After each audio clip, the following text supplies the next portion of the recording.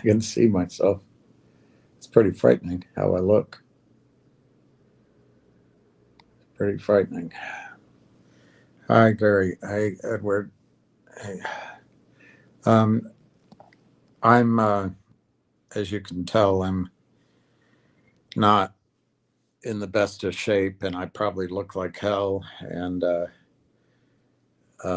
I just, I just took the most painful fall. I wish I knew how to cry. Man, it was painful. I screamed out,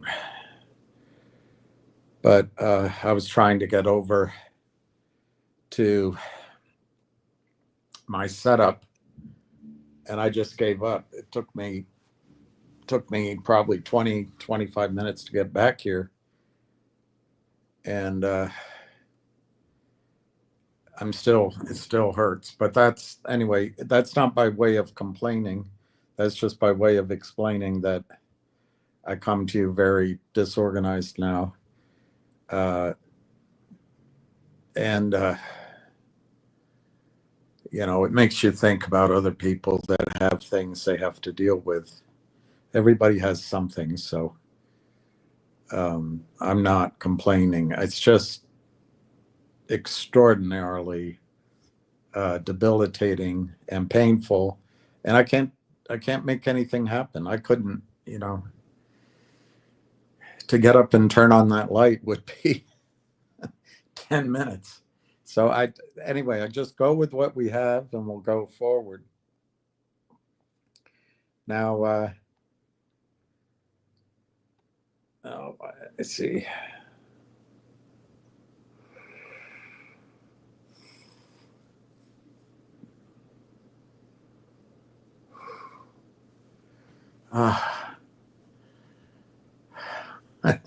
I was gonna, for a little sense of humor, I was gonna read something to you, but it hasn't downloaded yet, so we'll let that go. I do want to bring to your attention, not in a negative way, but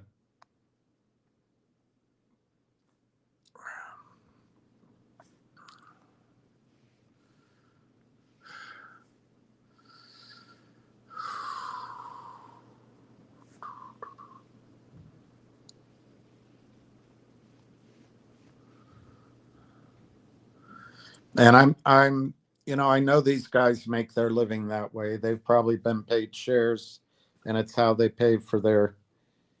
how they paid for their families and all that. So I'm not picking on anyone in particular. And I don't think it's particularly wrong for, if a company is wanting to market or get their story out, I don't think it's wrong to compensate people.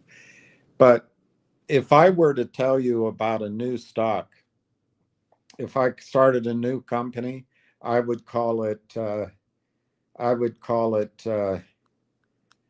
the biotech AI application, Bitcoin charged, gold mining, battery technology with energy storage, and what else have I left out on buzzwords? Elon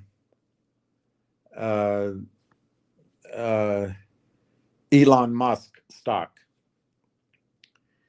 And then you'd get all excited. I tell you a big story.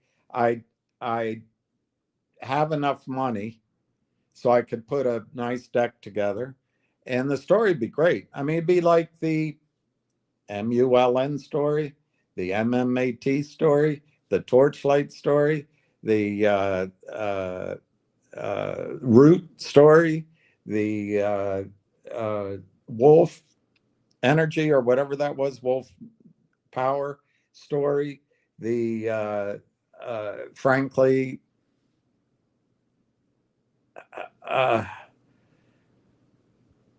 the logic story. Oh. The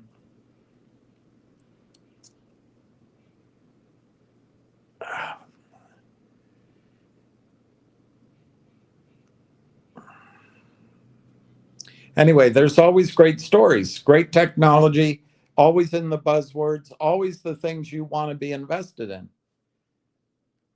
But I would say every time, except that I'm wanting you to believe, and I think correctly believe, that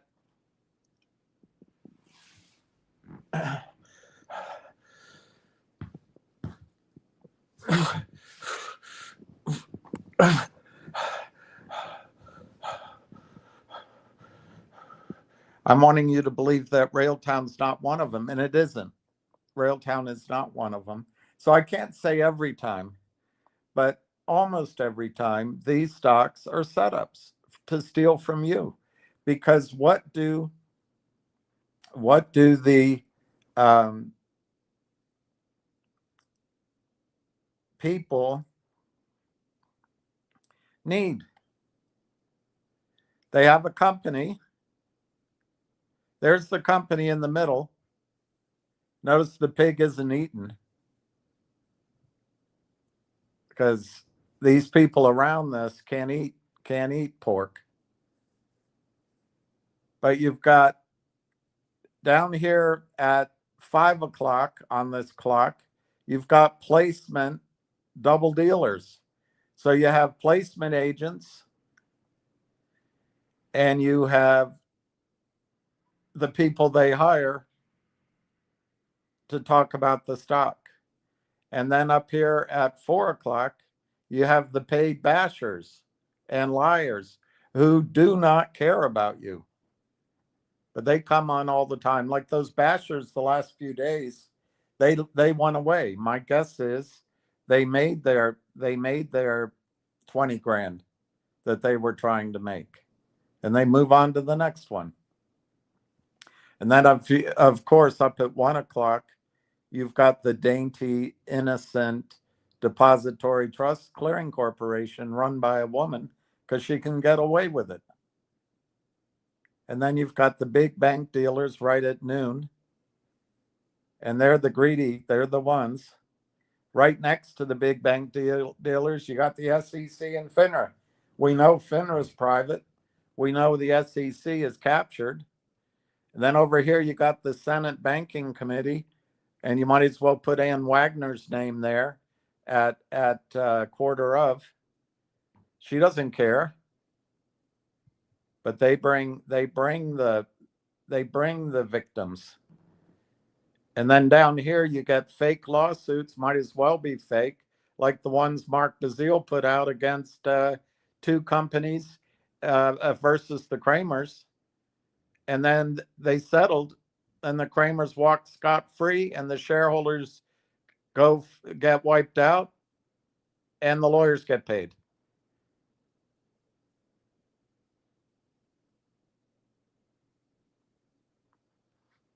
So they got to find a company, and then they've got to, whether these people, they bribe or they sit at a table together, they work together. And under the placement double dealers and the paid bashers, there probably should be another seat for people who promote the stocks.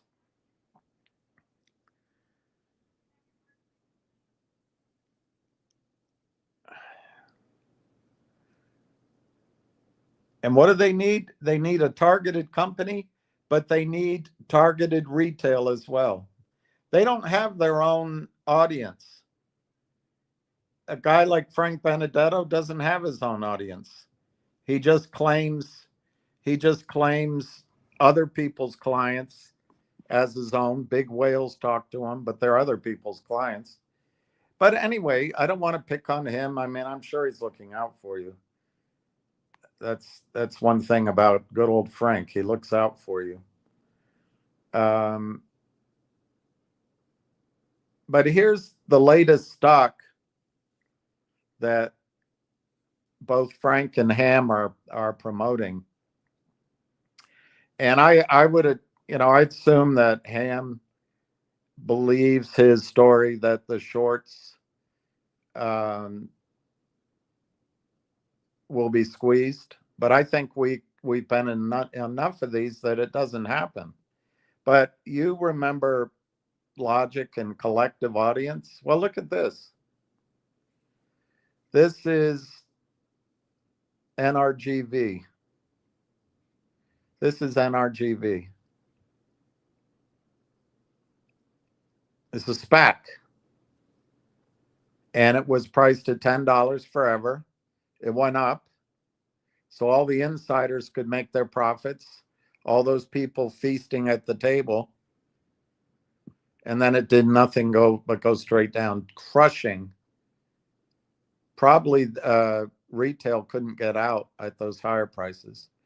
And then crushing on the way down. Now, each day, people would come on and there's news, there's something good. It goes up, so you stay in. You might buy more. But as they slowly get it going down, they suck all of the bone, all of the marrow out of the bone. And then it pops up. I assume that's when they got one of their, I forget, Tennessee or California or Texas financings. It pops up, boom. Hey, this is great. Best thing we've ever heard of. Wow, wow, wow. Ben, let's get back in. Everybody runs back in. It's like think Roaring Kitty and AMC. And then lo and behold, if it takes 2 months. But to these guys, that 2 months is nothing. And then they're able to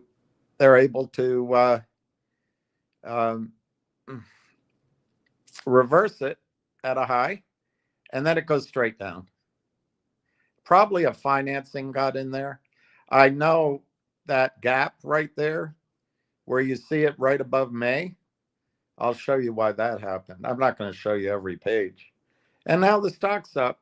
Look, let me be clear.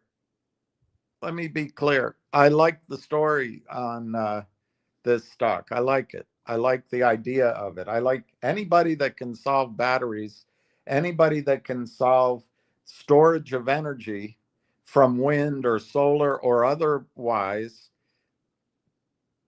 So it's available at peak hours or in emergency, or it can be stored overnight and used for air conditioning in the day, whatever. I love that idea. But there's, number one, there's a lot of competitors. Number two, what I see from their model, which is I like their model. It's got this idea that they get a 3% override, and they let the local people own the facility. But you've got to ask yourself about all of the green tax incentives and et cetera. Are they still going to be there? You've got to ask yourself, is this the technology that's going to survive? And you've got to ask yourself, what's the other competition? But I don't know all those. I'm not claiming I can answer all those questions. There's enough there that it's a story I'd go, wow, that sounds pretty good. But I really liked the Clearview plastic one. Would clean up the oceans from plastic. But it's different. It's totally different to have a good story or a good investment. But look what happened in May. It's a long prospectus, but I'll just point out part of it. This is for NGRV. This was in May.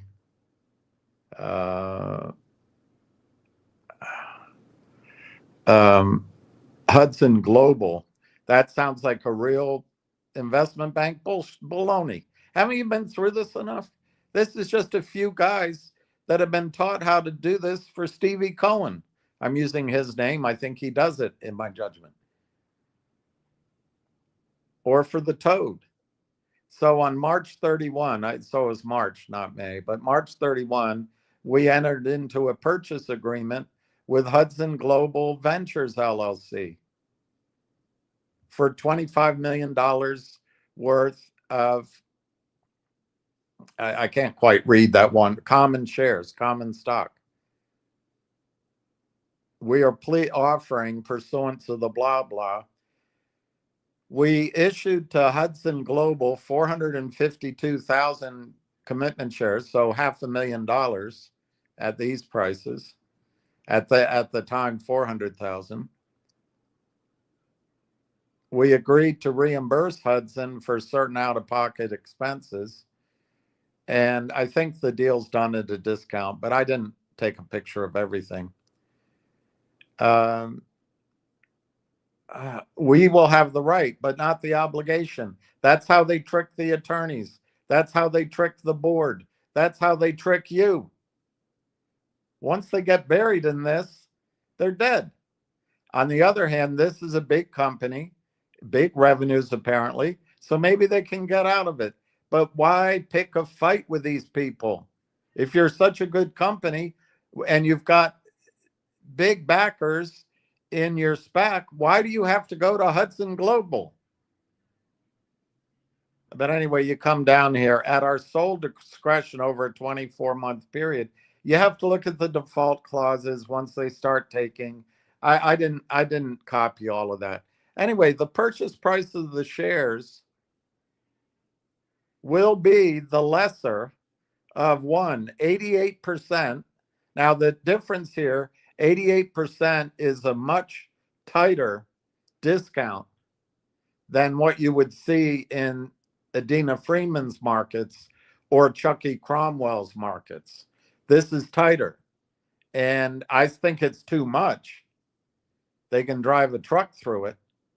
But it's, at least it's maybe more digestible. But anyway, 88% of the closing price of the company's stock as listed on the NYSE on the trading day immediately preceding the respective pay date, or 88% of the lowest closing price of the company's common stock on the principal market. So in other words, if they get kicked off the NYSE on trading day during the beginning of the put date and continuing through the date that is the date that is 3 trading days immediately following the closing date. So they get to pick the lowest price, the closing. I think they do. I'm having a hard time reading it. On such a date which the purchase price is calculated, the company, they're paying $25,000 and then $2,500 maximum, $2,500,000 maximum, 200% of the average trading volume of the common stock. I can't really read the rest of that formula, but that formula is toxic, my friends. Now, it might be a smaller toxicity, but it's giving the investment bankers, the short sellers, and the manipulators a chance to make their families money. Your role, you're in there buying the stock, so the stock goes up, so that the longs, who are breaking the law too, in my opinion, the longs communicate, they meet in an island or they meet in China, and they pay corrupt trading desks $1 million, $2 million, $3 million to turn on the computers, to turn on the buy computers.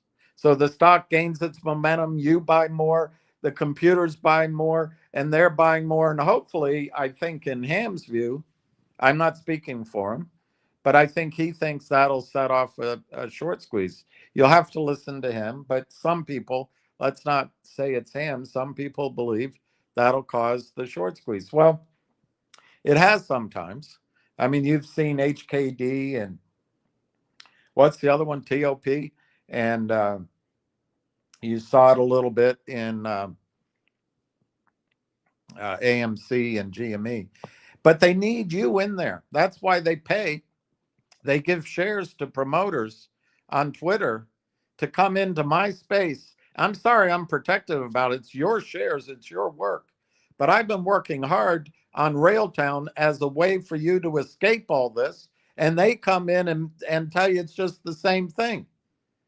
And they want you now to peel off money for this. I don't want you doing this anymore. I want you away from it. These stocks suck. Now, one of them might work, but I bet Bill Gates got lucky once in high school.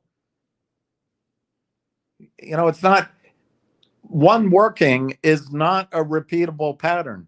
These guys up here, they're taught not to lose money. Their number one rule, don't lose money. Use other people's money. I don't want you to be the suckers anymore. Now, it could be that this energy company is the best thing you've ever seen, but I don't think you have to act on it now. I think you can put it aside, study it, think about it, and it'll be there in the future. But look, they say here, no short sales. Hudson Global has represented, so in other words, this is a clever attorney covering the ass of the attorneys, covering the ass of the board. Hudson Global has represented to us at no time prior to the execution of the purchase agreement has Hudson Global or its agents engaged in short sale defined by a rule under Reg Show. Well, that's just attorneys. Why would they put that in there if they hadn't? Or it's their client. It's their clients. Hudson Global is an underwriter within the meaning of this. That's something that the Kramers always put in their documents because they're trying to prevent, well, they're already breaking the law, in my judgment, but they're trying to prevent being enforced. I'll have to look up Regulation M because I don't know what the certain requirements are to be a underwriter, but I didn't take the time to look that up. And then they talk about the DTC, and it's going to be book entry and delivery of shares. They put it all there that you're going to get entitlements. That's what I think it says. All right, now I want to go to a different topic.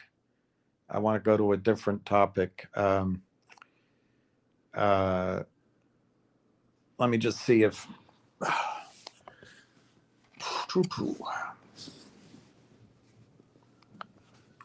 let's see if this came to me. Nope. All right. Where would it be? Maybe I can just find it. Oh, here. Okay, so imagine if an attorney became a rock star. Just imagine that, if you can. If an attorney became a rock star. Do you think they would be very successful? The song Crazy Little Thing Called Love, that took 10 minutes to write. 10 minutes.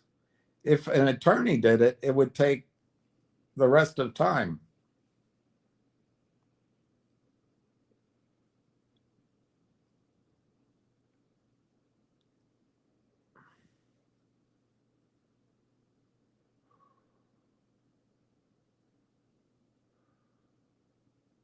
I don't know who Ryan Tedder is, but his song Apologize was 6 months.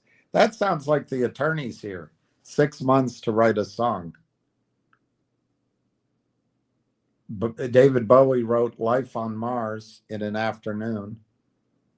Dolly Parton wrote Jolene and I Will Always Love You in a one-day writing session. I I don't think the attorneys could write a hit song and make that kind of money. Yesterday by the Beatles was penned in less than a minute. I mean, he dreamt about it, but it was penned in less than a minute. I don't think an attorney could write a hit song. You've got to fight for your right to party. The Beastie Boys, they wrote it in 5 minutes. Sounds like that to me. What Did I Say? What Did I Say? By Ray Charles. Written in 15 minutes. Attorneys could never be rock stars. They could never write a song. They'd have to check references, call into the office, take a break, go on vacation, get their team collected, have a bunch of meetings in the conference room, take a quick trip to Tokyo, be back, and but they couldn't they would have no career as a rock star. Lady Gaga wrote Just Dance in 10 minutes.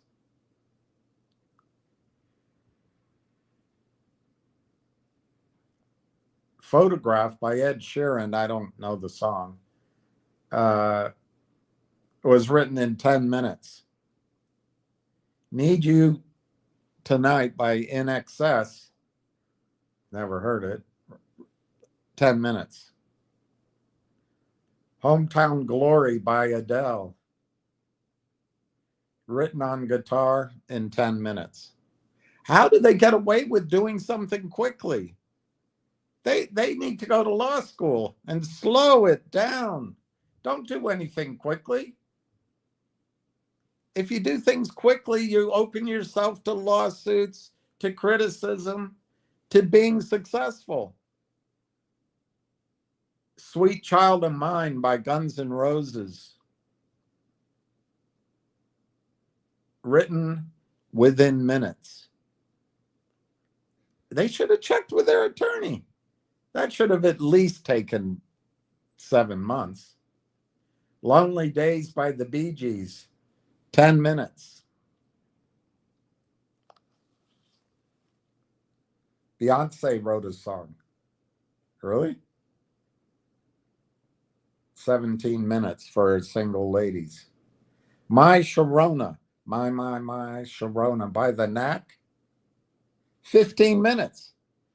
I tell you, these guys they're crazy. They need to hire attorneys. Stretch this out.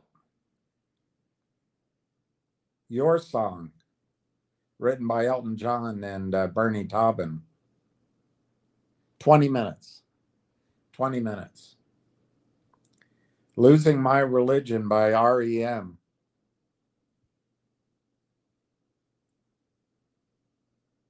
5 minutes. How's it possible? How can they get this done? They need an attorney. Paranoid by Black Sabbath, 20 minutes.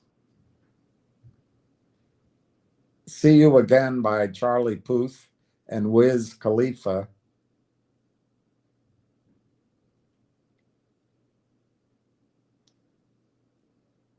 10 minutes.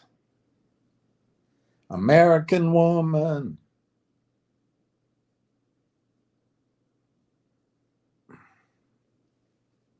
American Woman was written, doesn't say. It's on The Spy Who Loved Me.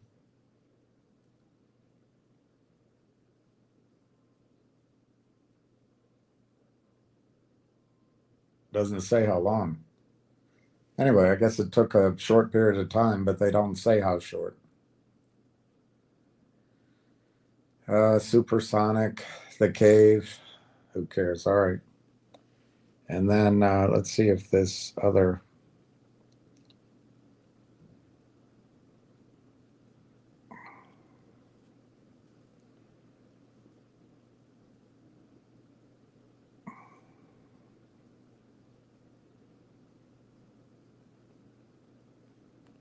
Let's pick another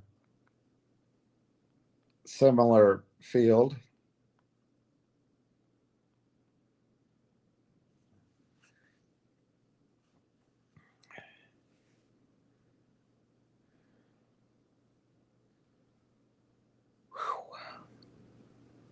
Okay, here's 10 best-selling books written in less than 2 months. Writing often seems like a torturous process. We tend to picture novelists hopped up on coffee, hunched over their laptop, staring into space. That's how I think of attorneys. So, number one, Casino Royale by Ian Fleming. It was written in 2 months. They should have gotten a team of attorneys. They could have stretched that out to 6 or 7 months. As I Lay Dying by William Faulkner, written in 6 weeks. King Solomon's Mines by H. Rider Haggard, written in 6 weeks. I've never read that one. A Christmas Carol by Charles Dickens, 6 weeks. On the Road by Jack Kerouac, 3 weeks. How can they get away with this? They need a whole team of attorneys. They have to drag it out for 6, 7, 8 months. Are they crazy? A Clockwork Orange. A Clockwork Orange was written in 3 weeks. The Maigret series by George Simenon, 11 days.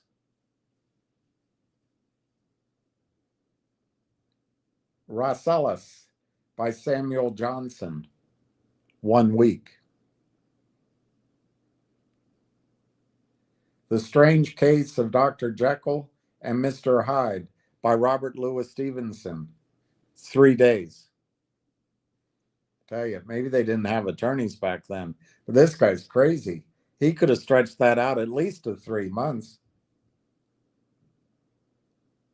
The Boy in the Striped Pajamas by John Boyne, 2.5 days. I guess that's the last one. So I'm getting my rib in on the attorneys because that's what I think's going on here with Railtown.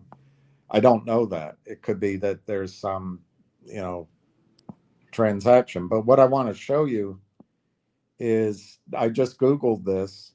Up in Canada, Canadian securities law defines material information as information that a reasonable investor would consider important in making an investment decision or that would reasonably be expected to significantly affect the market price or the value of the company's securities.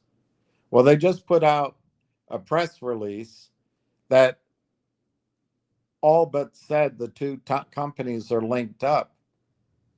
Are they now in danger because the lawyers are incompetent or doing it on purpose? I don't know. But I think the company's in danger of a lawsuit if they don't get this material information released. On the other hand, maybe the deal fell apart, but that's material information too. Canadian securities law, particularly National Interest 51102, defines material information as information that a reasonable investor would consider important in making an investment decision or that would reasonably be expected to significantly affect the market price or the value of the company's securities. Two, the important thing, immediate disclosure requirement. Reporting issuers must forthwith disclose material changes in their affairs, meaning immediately after management becomes aware of the information. Reporting issuers must disclose material changes immediately after management becomes aware of the information.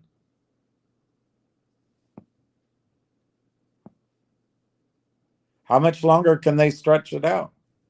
I think they're running the risk of a Mrs. Jones saying, you know, if I had known about that, I would have purchased it at 50 cents, particularly now that Tony De Niro sees it as a proper risk reward. Man, he costs you money if you're listening to that idiot's advice. When it was 25 cents, 28 cents, 22 cents, he said, stay away. Now it's 50 cents. It's the right risk reward. What the hell is he smoking? In other words, he was giving advice without doing due diligence because he doesn't work for you. He works for the shorts. By the way, he put up there that I call him that I'd say he's shorting. I don't say that. I don't say he is a short. I don't think he knows how to enter a ticket. But I think he works with the shorts. I do believe that. It's opinion, of course. So, immediate disclosure requirement. Issuers must disclose material changes immediately after management becomes aware of the information. This immediate disclosure is crucial to ensure fairness, transparency, and market integrity by providing all investors with timely access to important information. So while these guys keep churning the stock, and I bet 80-90% of the stock trades are fake, they keep churning it, it's worth a lot of money to them. If they can sell 100,000 shares at 69 cents and buy it back at 49 cents that they don't borrow, they don't own, they don't have to put any money up for, they take 20 grand out of the market. And it's all because the attorneys are stalling.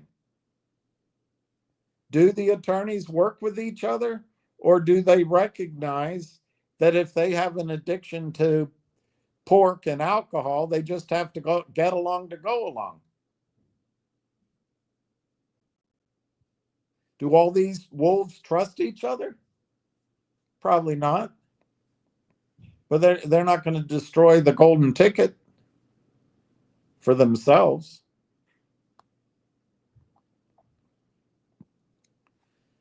All right, the immediate disclosure is crucial to ensure fairness, transparency, and market integrity by providing all investors with timely access to important information.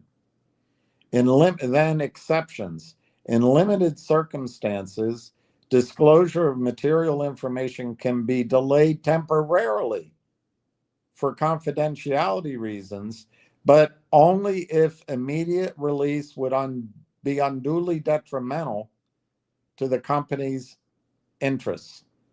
And they might be hiding behind that. But how long is temporarily? For as long as the chick can get her work done?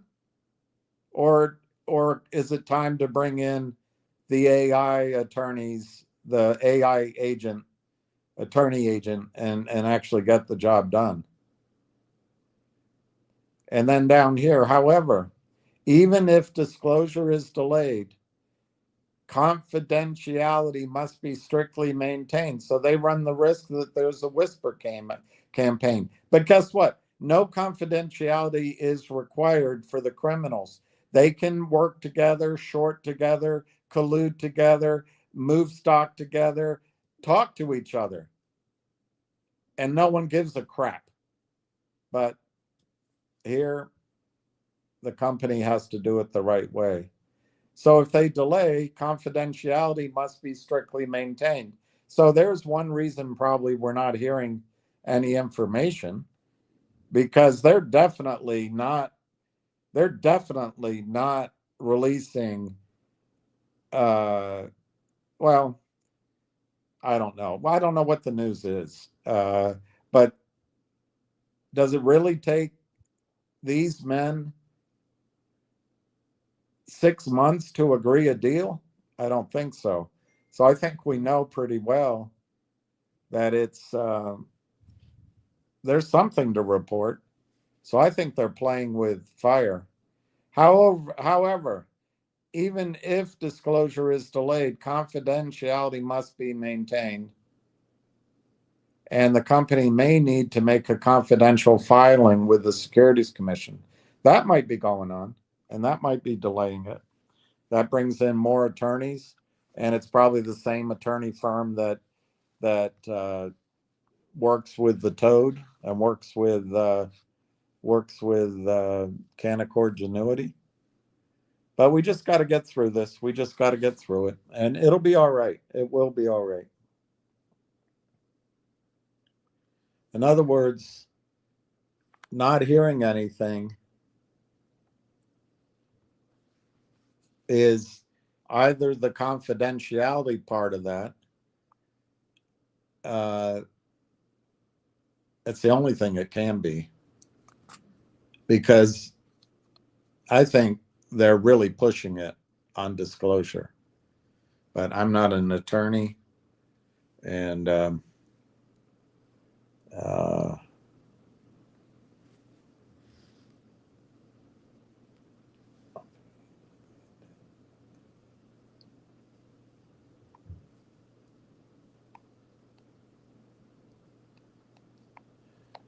don't think I remembered the number. I didn't. Okay.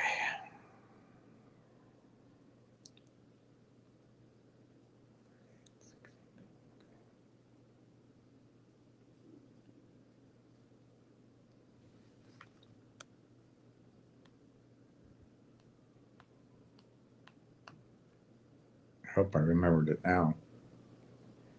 Well, they only give you 3 times, otherwise they block it. Okay, so the stocks that I have on my screen.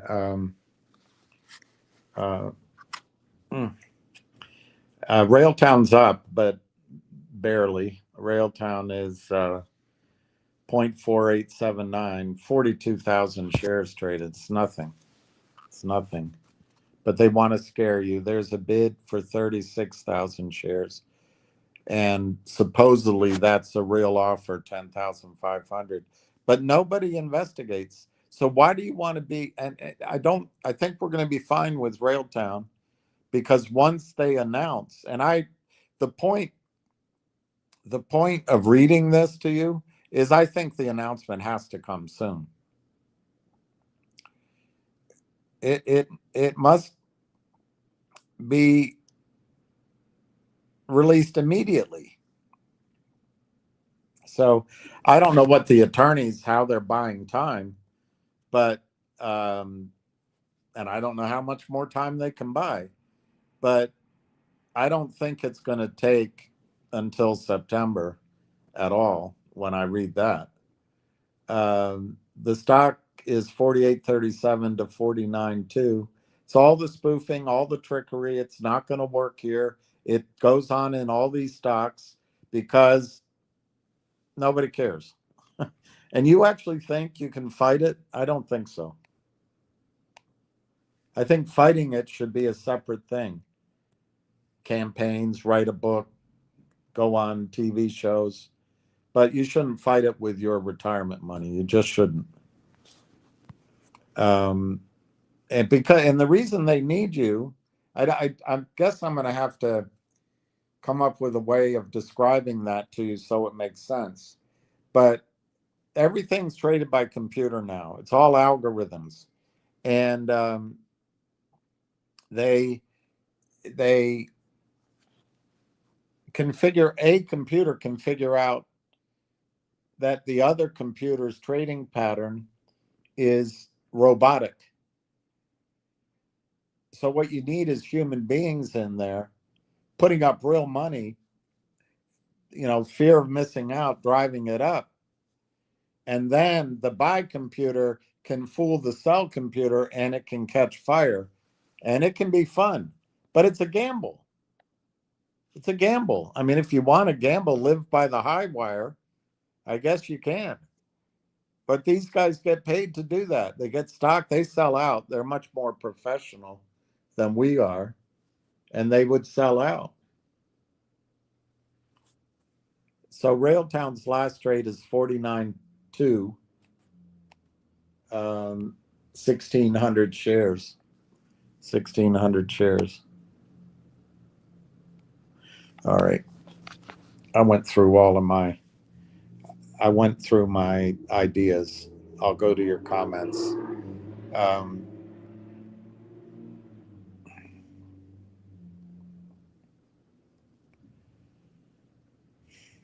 I'll go to your comments. My point here isn't to pick on any one person. My point is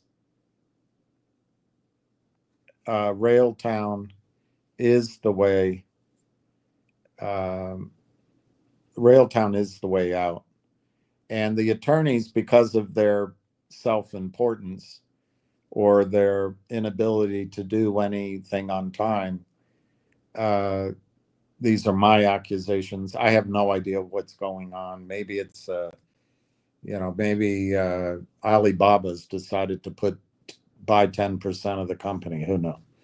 I made that up too.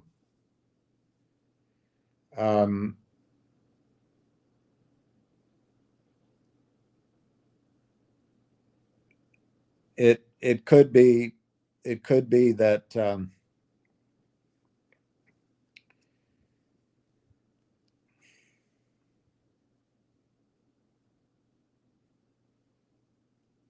I don't know. I can't figure out anything good to say about those two stocks and that people are coming in.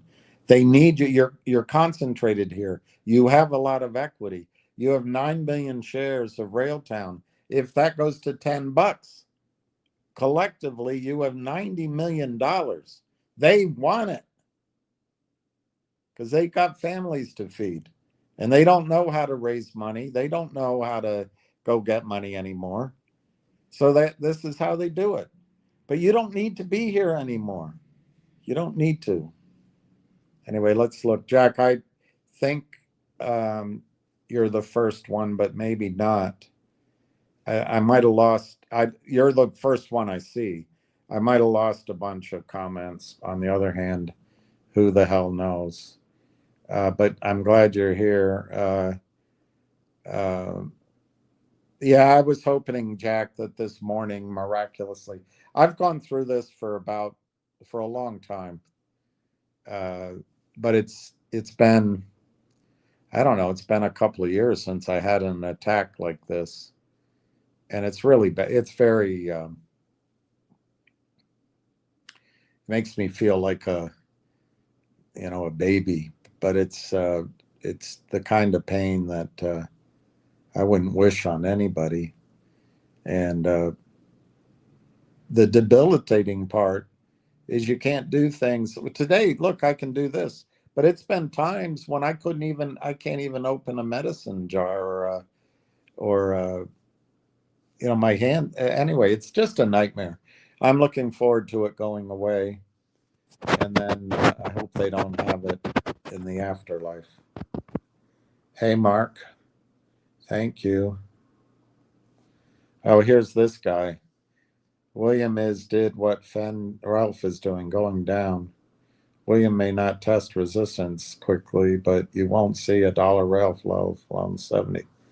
Well, this is the kind of fear, uncertainty, and doubt that, on the one hand, has some credibility because it works in every other stock. And guys like this have made that kind of prediction in threats to me in the past, and it comes true. Why? Because this guy, he's basically doesn't have to think, just sell.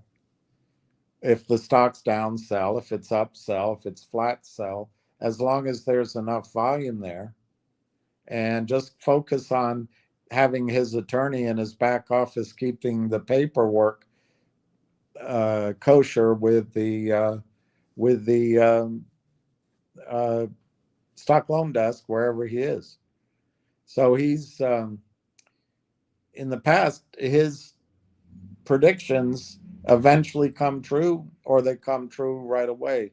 And one of the risks that Railtown AI Technologies is running, because they insist on using whatever attorneys they're using, is the attorneys might be consciously or subconsciously working with the criminals, or they just, they, in their capacity, attorneys, I don't know how attorneys know that the sun is going to come up tomorrow morning, because it's not proven, but they see it every day. So I guess that crosses that boundary line.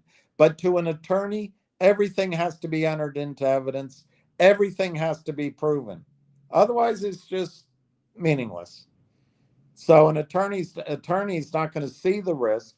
This is where a CEO and a founder at Railtown and at AI Technologies has to have the balls to stand up to their own attorney and say, we can't run this risk anymore. Put something out, you can amend it later. Or put something out with the part you're still working on in highlight, sorry, asterisks, and just put a footnote that you're still working on it. But I think this is businessman's leadership right now. As a business person that wants his company to do well, I think he has to override his attorneys, and soon. Because when the suits come, they'll go against the CEO, not against the attorney. So I think it's time for that board to, one of the people out on the board, to stand up at the desk and say, gentlemen, ladies, I've heard enough. If you don't release this news within 24 hours, I'm going to hand my resignation. I think it's time for that. But on the good news, I think it's coming.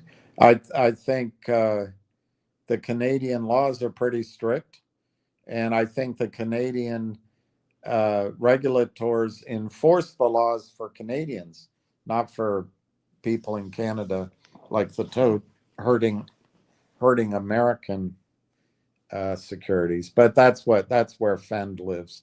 Fend lives with cheating and screwing people, and he's very proud of the way he's been able to steal money from retail. But I just want you to get away from him. If you can hang on to Railtown, we'll be away from these guys.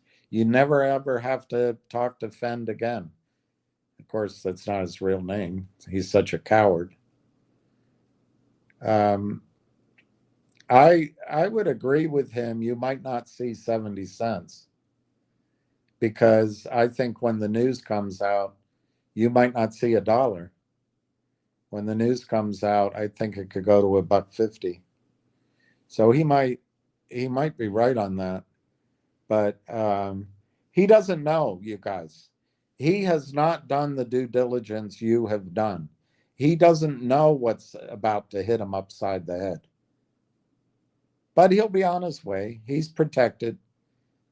He's special. But it is an interesting analogy that I'm down with gout. I do think gout comes from stress and anger. When I get angry, I think it puts hormones or something, chemicals in my bloodstream that you guys process. There's something wrong with how I process something, and it leads to uric acid, which leads to crystals. So he might be right with that too, noticing the coincidence. But don't listen to him. He'd love you to move your money to another thing that he can start selling. Why is it that Tony De Niro comes to Railtown? He didn't care about it, but he comes to Railtown. Why?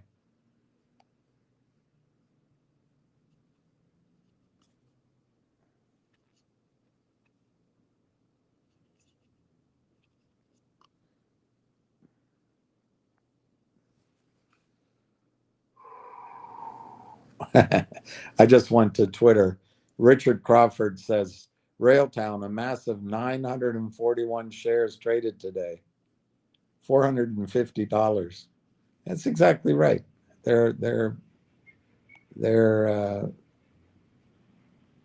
so Tony De just put this out yesterday. This prick. I'm mad at him because he's a threat to you. I don't care about him otherwise. Tony De added to my existing long rail position. So he was going long while he was telling you not to? Hmm. Very interesting. Sorry for the downtick on the day. That was me. Limit buy for the day finally filled right before market close. Don't copy my trades on speculative OTC tickers. Do your own DD. Yeah, if you use his DD, you missed buying it at 25 cents, and now you're buying it twice as much. And make no mistake, he was out there putting fear, uncertainty, and doubt, and he didn't do any due diligence. Now he's talked to the company. Now he's come over. I still think 50 cents is going to be cheap, very cheap. But do you know what it does to you?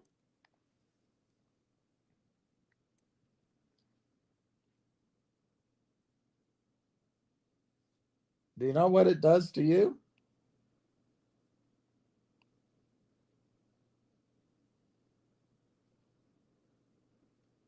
All right, here. You know what that does to you? That means if, I don't know, if you had 10 grand, if you waited for Tony to, I guess, pre-position himself, I don't know. He just said he's already long, but before he said it was just some guy promoting risk, and I don't know. You can read between the lines on that guy if you think he's honorable. But so if you waited until he finally did his puny due diligence, 10 grand, let's say at 25 cents, you'd probably pay more, but just to give the drama of it, 10 grand at 25 cents when I was talking about it and giving you due diligence, by the way,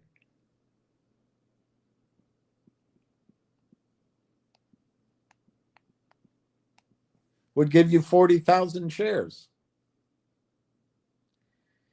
If you wait for him, number one, he can accumulate if that's what he wanted to do, but also you're only able to buy 20,000 shares at 50 cents. And you might say, well, I'd rather have Tony's blessing. He seems really knowledgeable. Well, it costs you half your position. Half your position. That's a big deal. If 40,000 shares go to $5, that's 200 grand.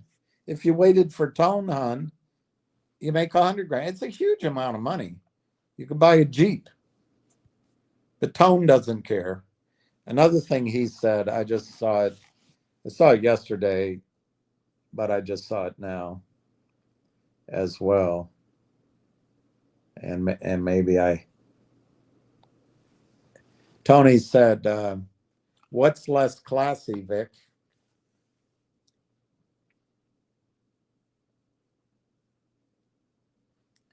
He said, what's less classy, Vic?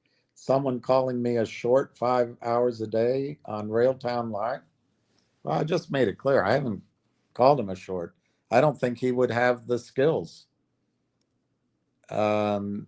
But I do think he gets paid by the shorts, and I think he gets kickbacks, and he might outright get cash envelope. I don't know how it works, but in my opinion, he gets paid by the shorts. Why is he here? Why is he here? He hated the company.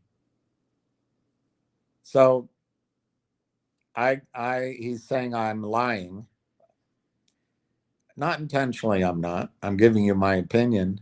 And he says it's slander I don't know. I think I'm reading exactly what he's posted and interpreting it. I think that'd be hard to, I think he can slander himself better than I can because I discuss risk management in my trades. That's a non sequitur. Discussing risk management has nothing to do with the fact that you work with the shorts or you're a liar. You discuss risk management. You know what his risk management cost you? Half your position. Cost you half your position or thereabouts. Or me calling out the lies because you come here and repeat them.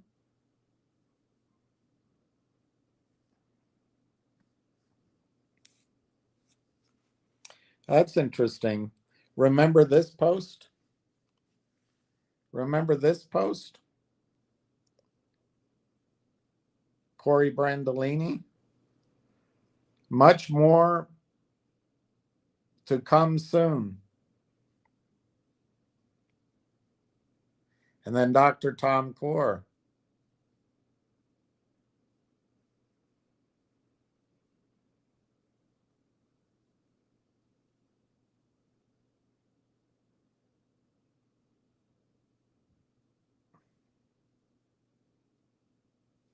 I guess that came from Dr.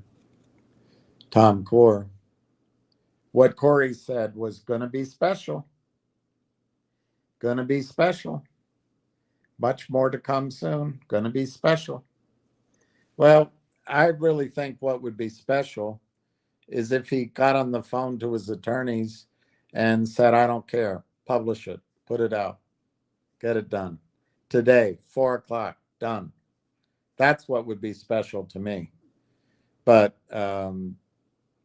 he's smarter than I am, and he's successful at putting companies together that he sold. So he knows how important it is to have the documents which protect everything. So it's probably short-term pain for long-term success. So Fend wants you to know that he's going to try to get it down to 30 cents and then try to seller box it. I believe he thinks he can do that because he doesn't know anything about this stock. He does this to hundreds of companies, and you know he may not get paid for every single one, but his reward is his own profits. He's probably backstopped on his losses, and the attorneys that represent him, if he ever gets in trouble, same attorneys that work at the SEC represent the hedge funds. I mean, it's an area that we should not be invested in. He's here, and I brought you Railtown.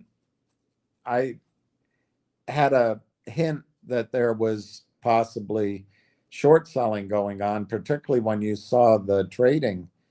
But I had no idea there's 46 million shares uh, established as naked shorts. What exists now, nobody knows because that record keeping, and Wagner doesn't want you to know. Who's she protecting? Um, hmm.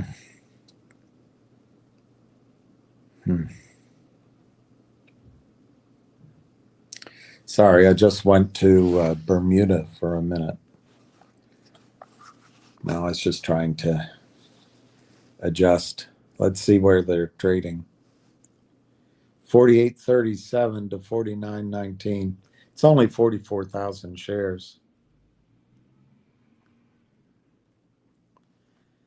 And then Fend, I don't see a bid, but I'm sure there is one.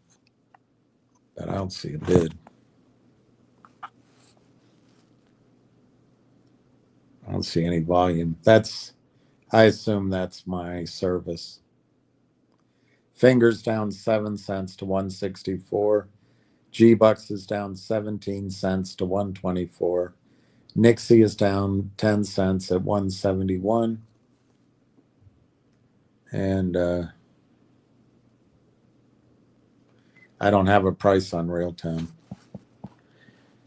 Maybe if William P. Farron recovers, he could get the stock back to 50. I'm glad, Fend, that this is what you have to do with your life. Hey, Giuseppe Fend, do you have a recommendation? Maybe a nice apartment building with rent yields?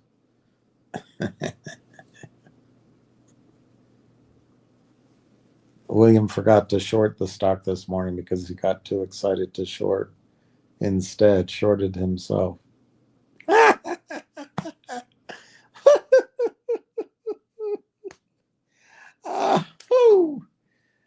That's how you pull the birds, isn't it? It's that intelligence. To say something that funny, you got to be wicked smart. Wow, that's funny.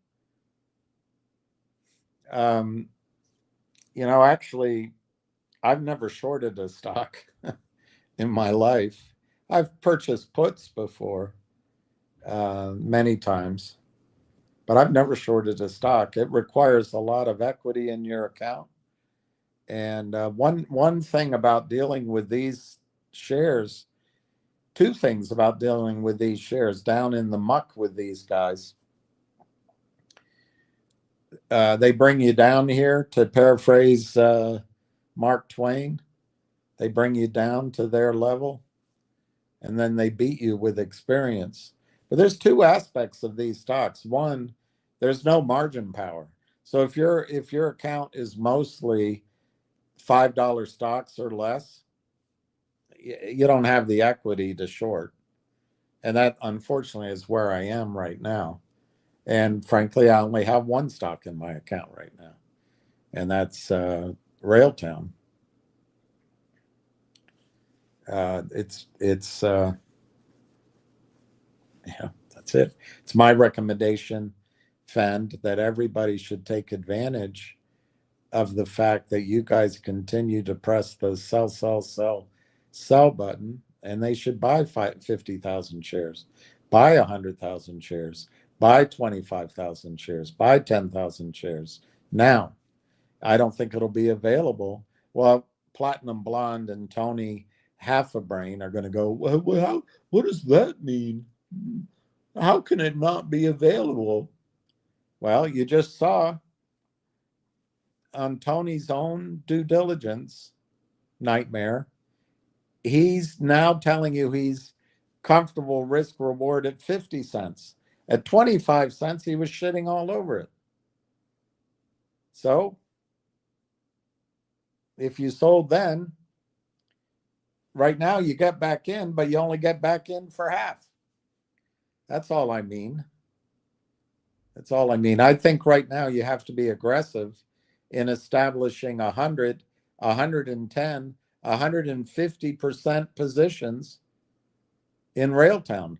I really believe you should liquidate everything in your account that is of this speculative class, all of them, because I think Railtown is going to have to make this announcement. I really don't know how they can keep waiting. Maybe they get a special dispensation from the regulators. That's possible. Maybe something's even bigger. That's possible. But if everything's just sort of normal course of business, I really think the CEO and the board have to tell the attorneys, we'd rather have a C plus paper than an A plus paper. We need it now. And I think that's going to happen, actually. I don't believe it's going to take any longer. Of course, I was wrong for all of June, all of July, and now it's August. We'll see. We'll see. But Fenn's observations, because he hasn't been here, I feel pretty good that people purchased at Summit 22, 25, 28, 30, 32, and then on the way up. I know some people paid more than this right now, but they also paid less. So the average is good.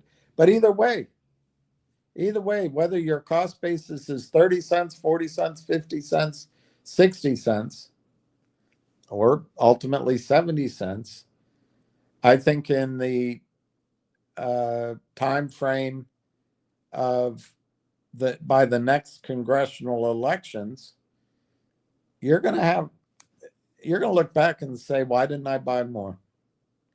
Why was I listening to Fend?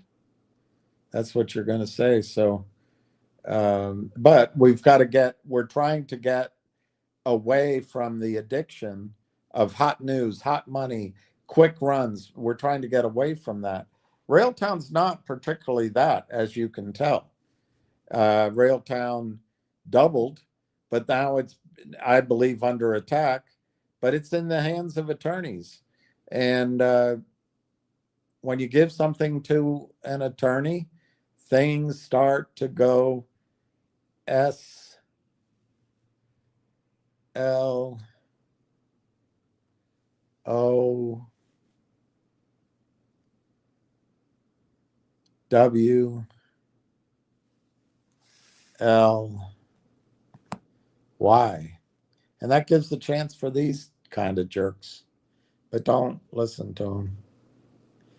45-cent floor. See you at 55. NRVG, not Railtown. I'm not saying it is. I don't think people should buy NRVG until they answer the question, several questions that I gave. But I haven't done any meaningful due diligence on it, and it looks like the stock was destroyed by their SPAC sponsor. And it looks like a lot of market cap was taken out of the market by you and your friends. And it seems like you want to come back to her and see if she was any good.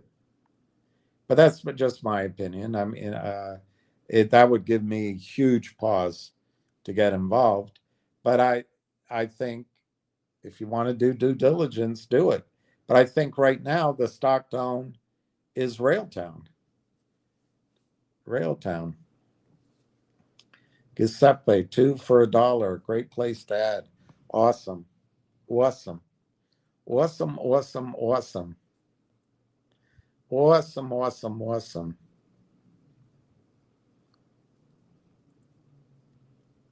It looks bad. Try aspirin. Well,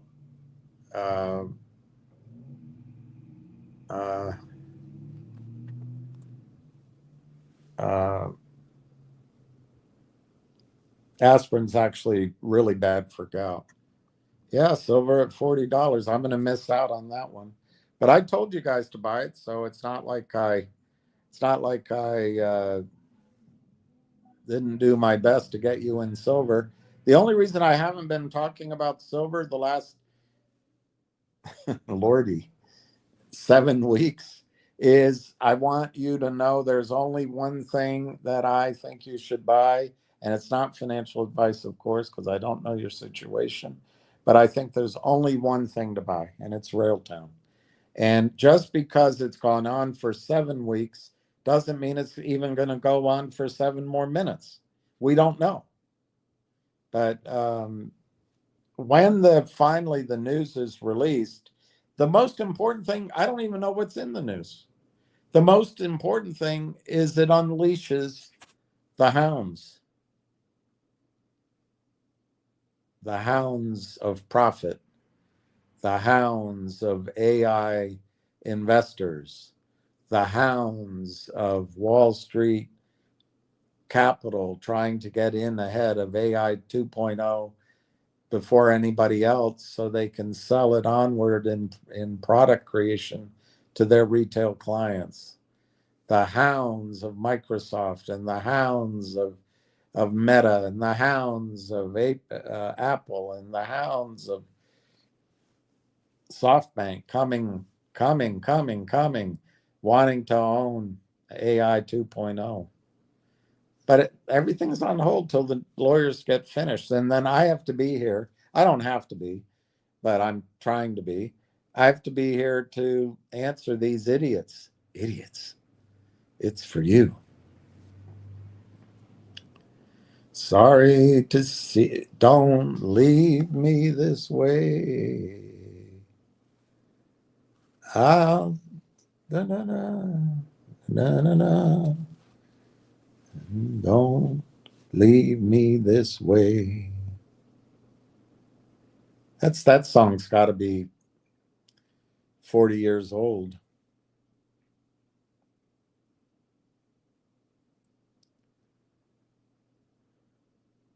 Railtown's 49 cents. The Energy Vault is up 3.5 cents. They need you to drive it up so they can get other buying, and maybe it kicks in that there's some real covering. But the key is that placement's out there. They wanna raise some money, and the people around the feast, they don't want to put up their own money. They want it to be yours. So you can believe a guy named Fend, or you can protect yourself. So Railtown is bidding 36,000 at 48.37, 6,000 offered at 49.7. The high in the day is 50 cents. Of course, they get it down to 48 cents. It's the price we have to pay for attorneys, but it might be worth it. See, that's the thing I don't know. And we don't know. We don't know. So we just, along with everybody else, wait for the news to be released. That accomplishes two things. One, it allows everybody that could have purchased, had the stock not been under restriction, it allows them to buy. And secondly, it gives us information I'm most excited about on how they're going to structure the deals, because I assume they're going to use the same methodology as Constellation Software. But I'd like to learn about that. That would be great. I also think it'd be great to learn thoughts on the size of the market that they're going to target. And they may not comment on that, but they might describe the market, and then we can research it. But also, if they're the first mover, the first in class, best in class, I would imagine they'll get a big part of the market, because this thing's battle tested. It's ready to go. It's ready to go. And, you know, it may be the standard. It may become the standard AI agent developer's tool. Who knows?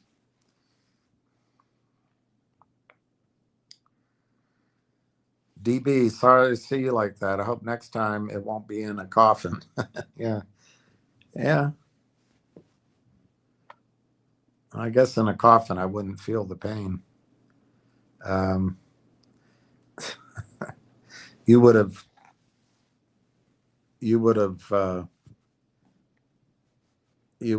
liked my grandmother. She had your sense of humor.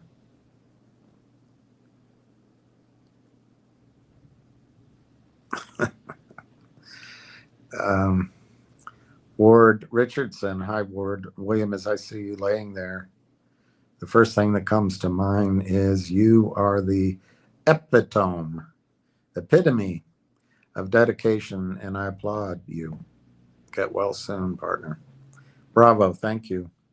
I am trying to see this through. What the attorneys don't realize is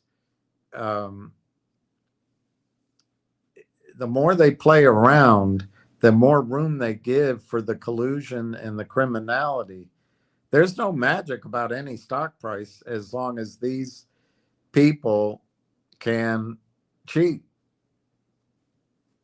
But having said that, it's only this short term.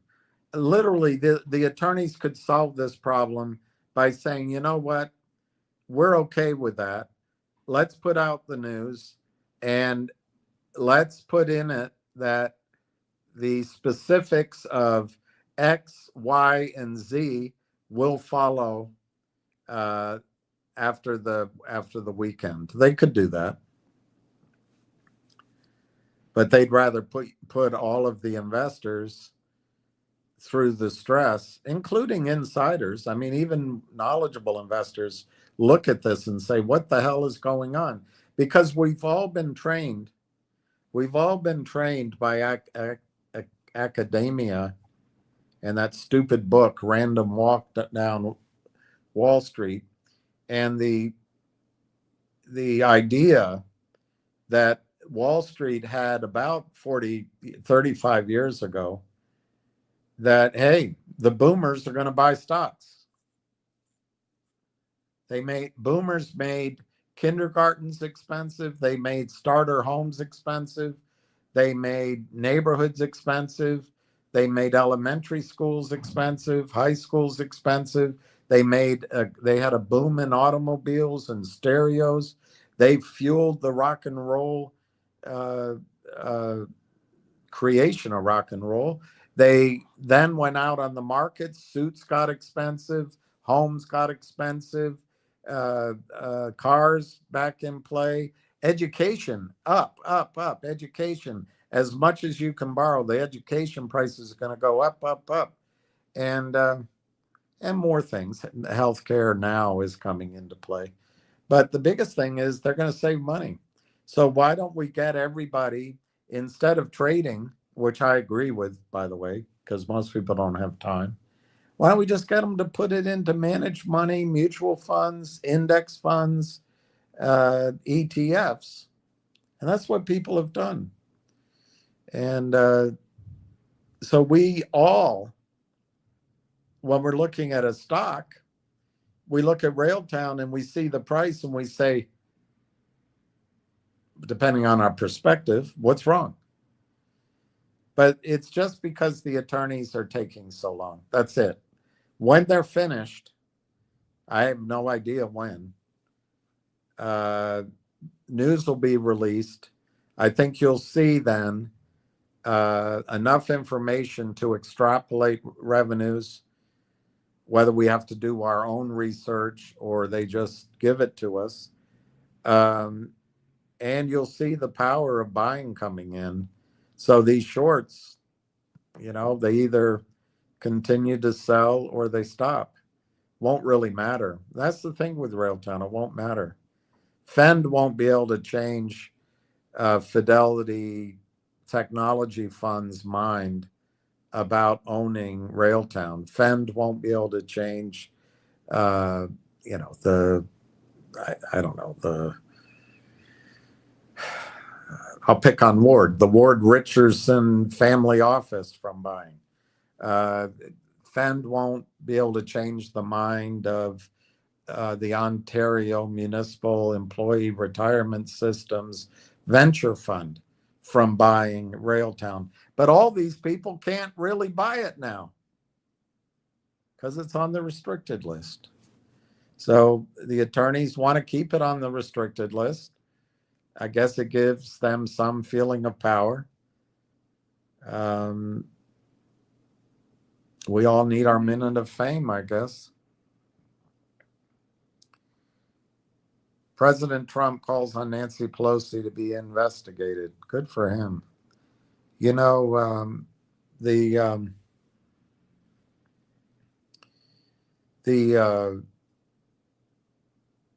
A lot of people are, I don't know if they're turning on Trump or if they're, getting convinced. It's a lot like these people coming here.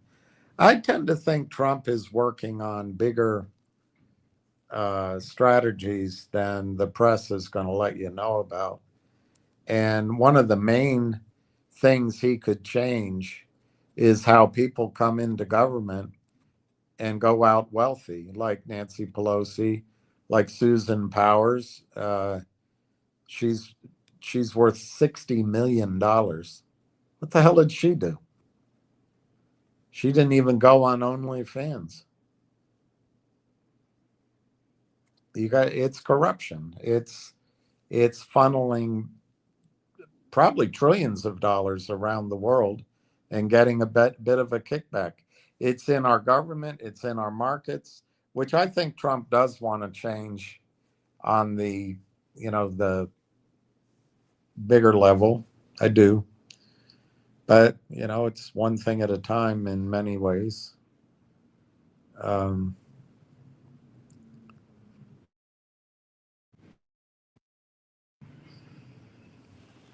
I was going to look at something.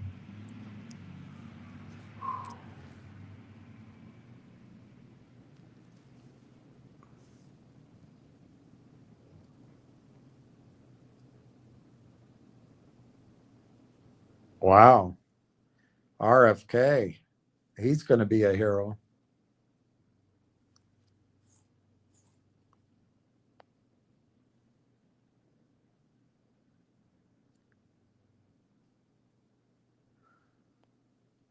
The copper trade suffered an implosion. And this is what I think could be coming to some of the commodities. I think silver and gold and others are going to go up in this melt up. But I think next year or thereabouts, the world is going to realize that we're in either a recession or a depression. And there'll be these collapses. I'd like to be ready with our money to start establishing positions in terrific companies, I hope, which are selling inexpensively because there's blood in the streets. But for example, if copper comes down, I don't remember my price targets because I'm using somebody else's on copper. And I don't remember them. But in the next cycle, copper will make you rich. Oil, I think oil goes to Matthew Simmons' projections next time.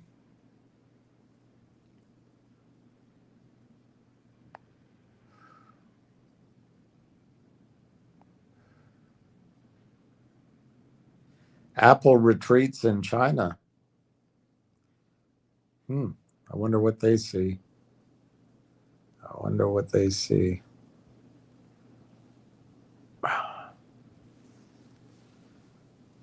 So the Tigers are acquiring Kyle Finnegan from the Nationals. Well, the Padres are acquiring Mason Miller. Wow. Pretty big trade. The Blue Jays acquire Shane Bieber. It's a huge trade.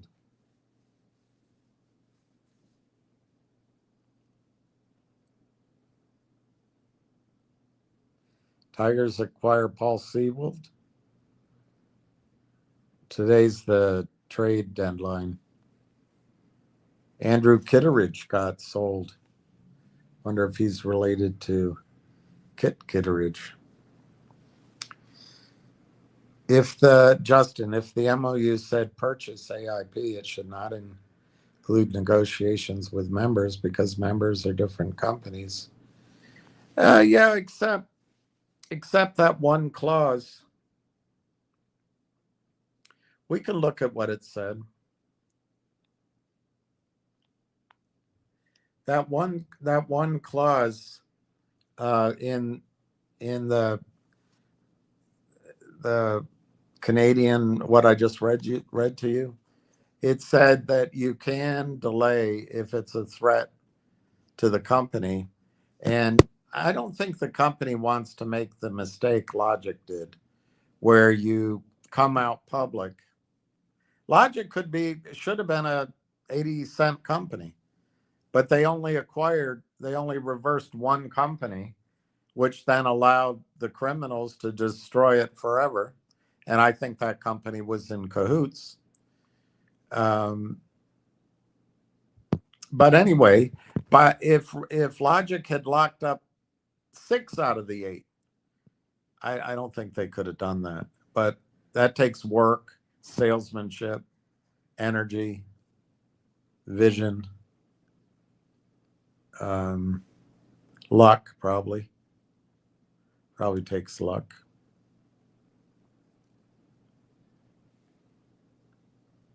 So I think one thing that might be happening, Justin, again, I don't know, but it could be that the company is trying to look.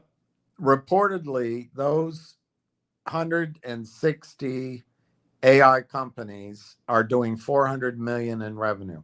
I say reportedly because I saw it in a post on Twitter, and I have a picture of it, but I'm not going to show it to you because I think it was taken down because of the quiet period.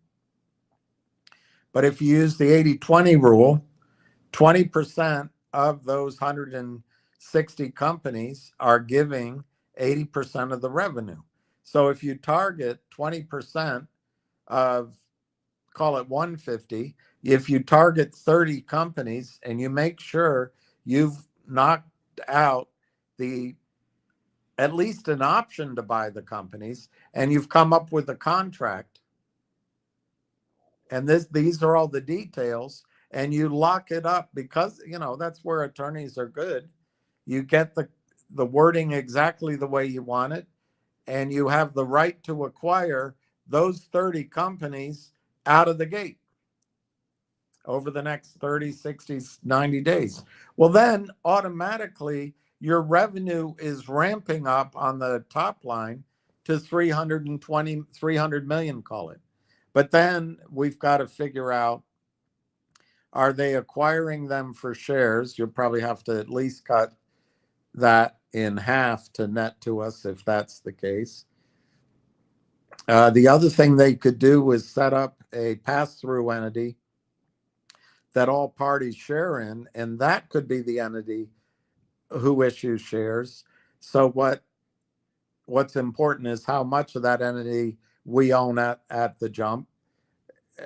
Don't know. I would think we'd own 50% of it to start out with, but that might be high. And then the other way they could do it is just on revenue deals. But I don't know. We'll have to find that out. But the point is that the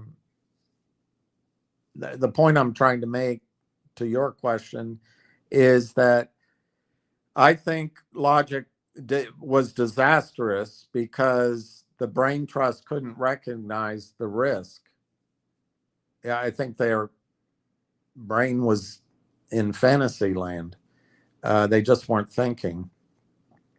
But here, I think these guys are thinking. And so maybe what's going on, Justin, the deal for all intents and purposes is agreed. But maybe what's going on, we've got to make sure we get, I don't know, a net of 150 million out of these roll-ups. And we got to lock it down with really tight contracts. So when we come out of the gate, the shorts can't destroy us. It might be that. Or something like that. All right, let me just look at the MOU. Railtown's AOI AI Technologies on February 11th is pleased to announce it executed an MOU for the acquisition of AI Partnerships Coin. So it is for the acquisition. Doesn't say purchase, says acquisition.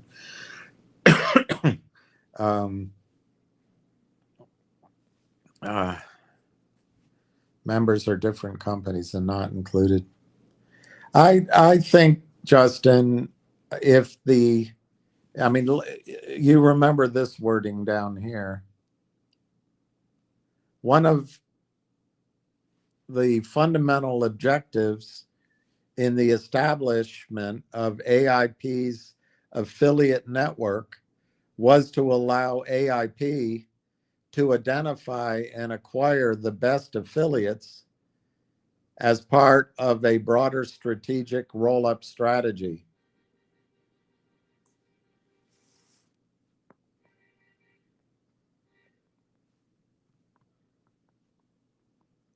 And then Dr.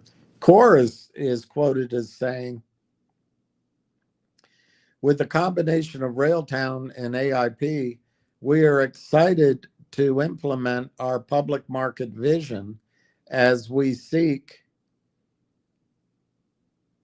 an aggressive, targeted affiliate acquisition mandate upon the conclusion of this exciting transaction. So to me, Justin, I wouldn't leave that to chance. I would have already negotiated with the top 30 companies, whatever the number is, 15 companies, and I'd have that locked down. And that might be what the attorneys are working on. And, you know, to give credit, that's important. I just wonder why it couldn't have been done sooner. The other thing is, if it's already in the business plan, it's in the press release, this is what they're doing, there's a little aspect of walking like a duck in it. So I think the attorneys would say you have to make sure you put out press releases on those intentions. I don't think you could necessarily separate both. Look, if they announced we acquired the network, that was it. But they didn't announce what they're doing to acquire the underlying companies. It wouldn't do anything for the stock. The whole story of the acquisition, anyway, is those companies.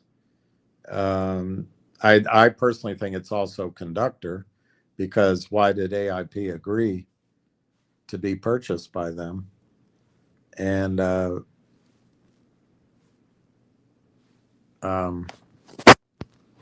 I can't remember the rest of my thought.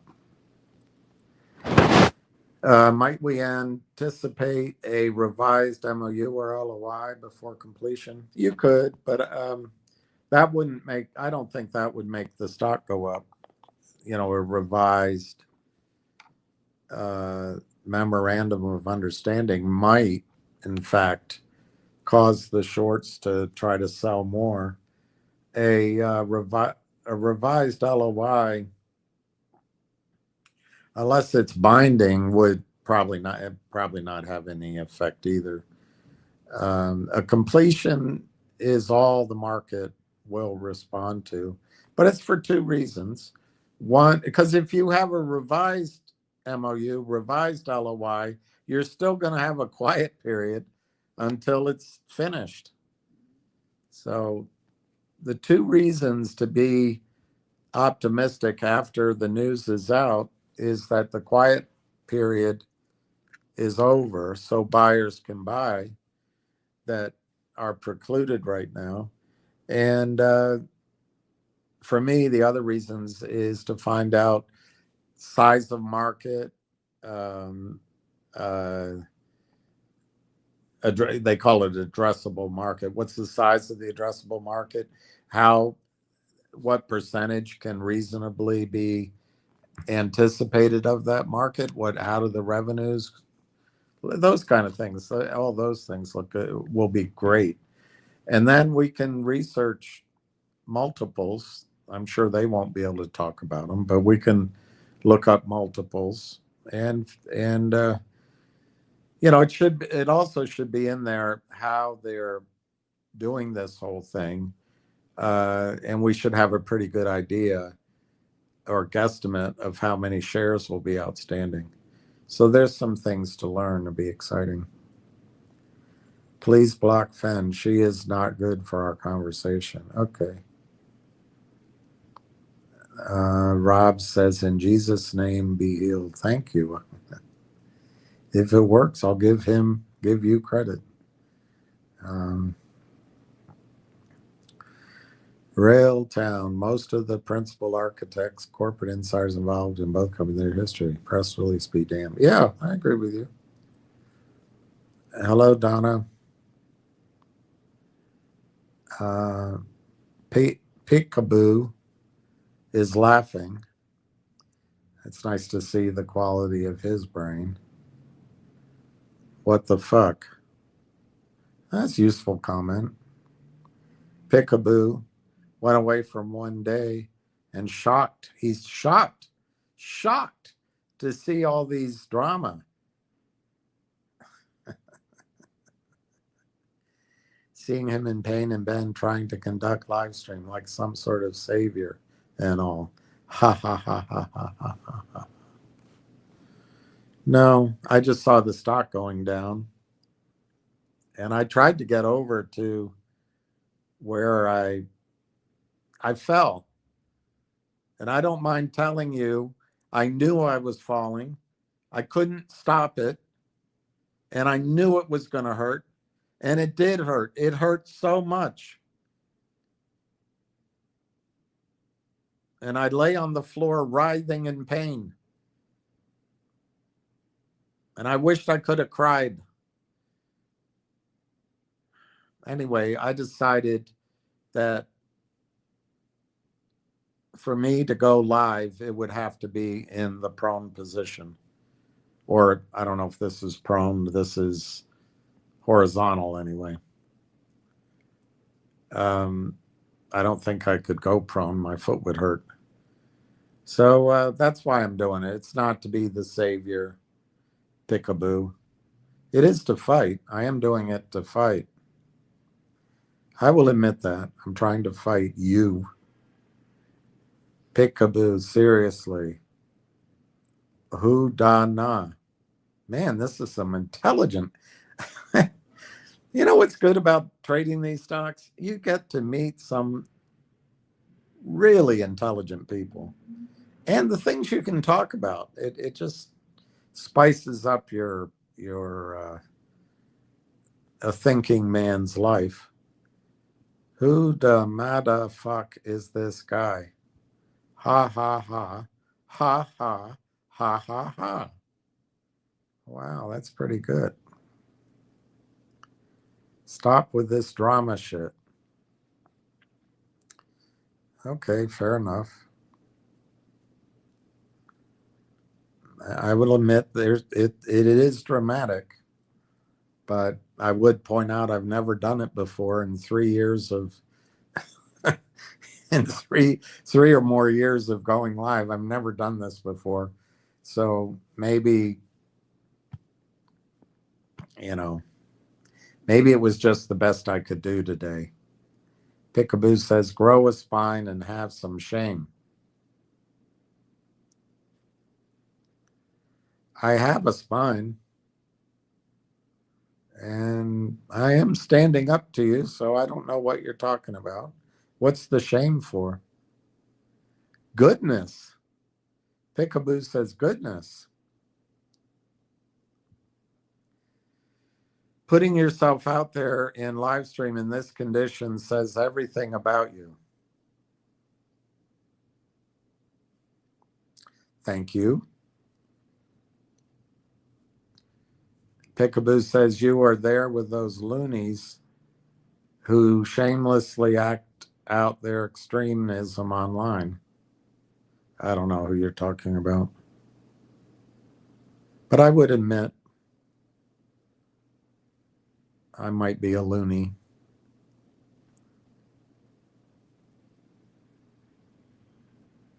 I've come to get a fish license for my fish named Eric.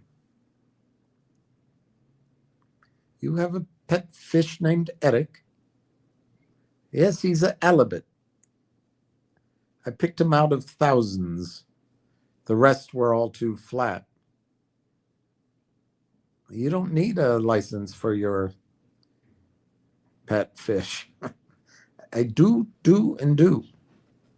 You are a loony. And a crybaby at that. Thank you, Peekaboo. My life has been made so much better for this interaction with you. Shameless. ADH, this is the case. I agree with that. This is the case. There is no other case. I agree. Accumulation is key here. No real movement in the volume. Pay attention. People's movement of the peoples. Yeah, it's accumulate, accumulate. Do not hesitate. So right now I have a zero price on Railtown because something wrong with E-Trade. NRGV is up 3 cents, 3.5 cents. Finger is down 7 cents. G-Bucks is down 9 cents. Nixie is down 10 cents. And let me see if I can get the full price on. I see the ask is 50, and the last trade is 370 shares at 49.14. You can buy all the stock you want right now. It looks like at 50 cents. It looks like that.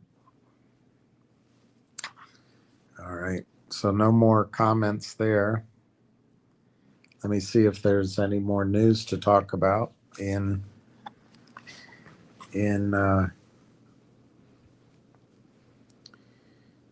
on anything.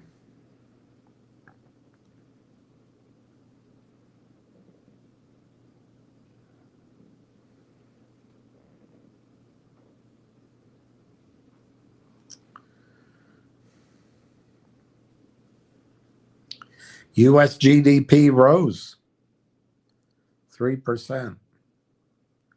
Should India continue buying Russian oil?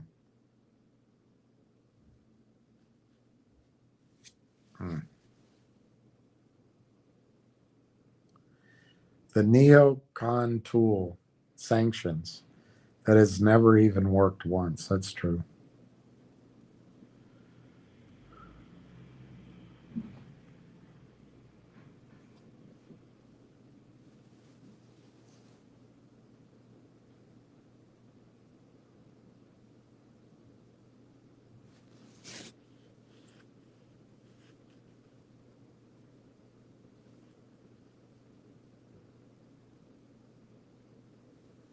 That's interesting. Let's see if it stays interesting.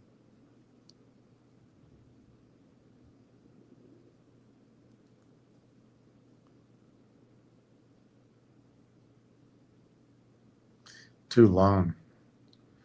You would get bored. I'm already bored.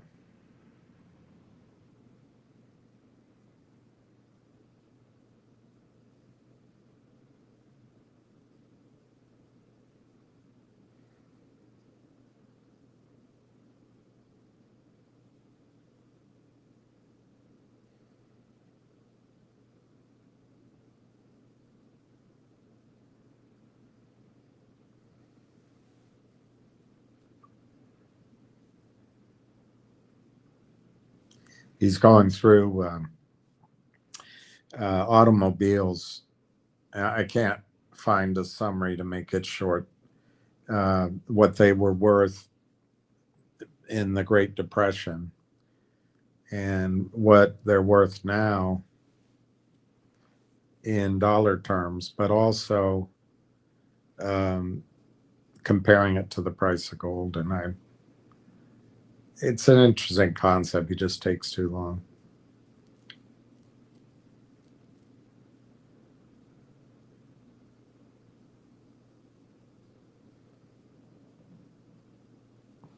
All right, this is from James Rickards, and it's a little off topic, but it interests me, so it'll interest you. A conspiracy comes to light. The recent disclosures by Director of National Intelligence Tulsi Gabbard of wrongdoing by the intelligence community and the White House at the end of the Obama administration are shocking. It would be an understatement to say they were the most important story of the year. These disclosures are one of the most important stories in United States history.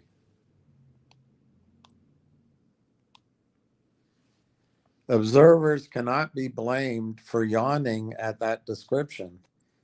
We've been hearing about this story since 2017, not long after Donald Trump was inaugurated for his first term. The allegations at the time were that the CIA and FBI used a dossier prepared by former M16 agent Christopher Steele that indicated Trump indicated Trump was under the thumb of the Russian president, Vladimir Putin. Steele was not just any agent. He was the head of the Russia desk at MI6 headquarters in London. Supposedly, his Russian sources were quite solid. The Steele dossier included salacious allegations about Trump. The theory was that Putin could use the material in the dossier to blackmail Trump. On that basis, Russia was said to have interfered in the US election in 2016 to help Trump get elected. This would make the blackmail material more valuable. With this as the starting point, the FBI went to the secret FISA court to get warrants to spy on Trump and his campaign.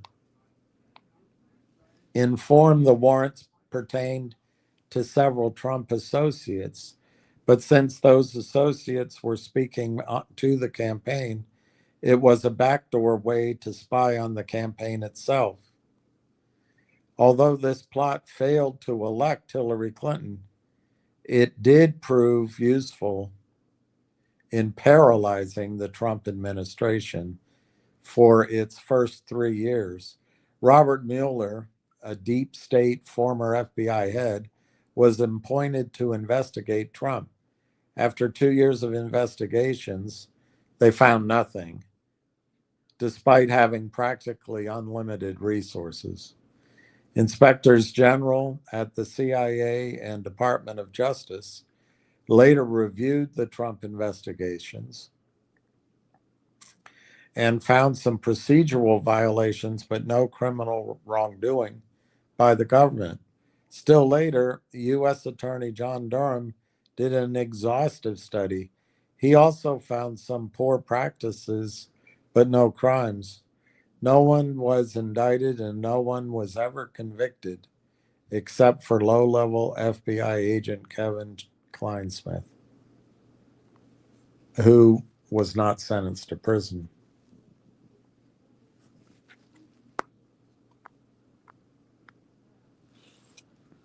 Echoes of the Russiagate allegations continued into 2019 when Trump was impeached for a simple phone call to President Zelensky of Ukraine, now the military dictator of Ukraine. The phone call allegedly showed that Trump was pro-Russian and that Russia was now interfering in the 2020 election. Following Trump's defeat in the rigged 2020 election, the whole affair just seemed to go away. But the allegations served their purpose. Trump's motives were tainted, and his first administration was paralyzed. The people behind this plot assumed that Trump was finished politically and would never be heard from again. Well, he's back. The first thing to understand about this scandal is that everything written above is a lie. It is an accurate description of how events unfolded from 2016 to 2020, but the narrative around those events is a lie. DNI's Tulsi Gabbard has just stood the entire narrative on its head. We still don't know all the facts, although I expect we'll find out soon. Gabbard did not do this with mere allegations of her own. She declassified thousands of pages of CIA and other IC files to back up her allegations. I'm going to save the real story for later. I'm not feeling good. So let's just let's look at the prices.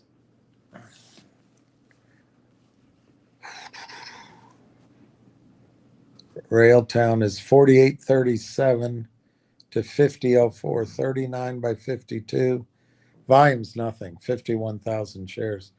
I think this is the last time to buy it down here, but I know they've gotten you worried, and just the delays might have gotten you worried. I think, you know, maybe there's nothing magic about August 1. There might not be. All right. I think I'm going to sign out because I feel drained, and I might come back on if something happens. The stock is 50 cents, up 2 cents. They're going to try to keep it down on the day. The energy company is up 3.5 cents. Finger is down 6.5 cents. G Bucks down 9 cents. Nixie down 11 cents.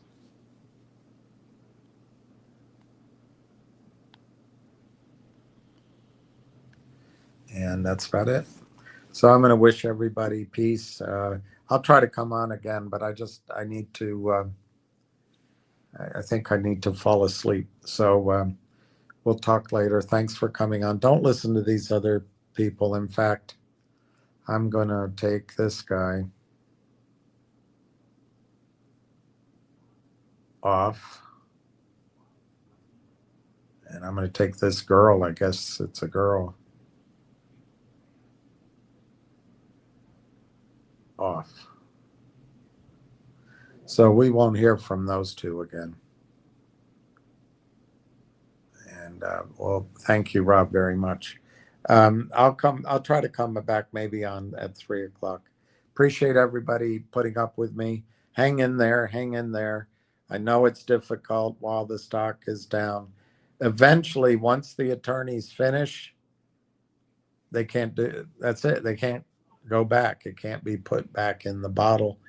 So once they're finished, it's finished forever, and we should start seeing the reward in the stock price. All right.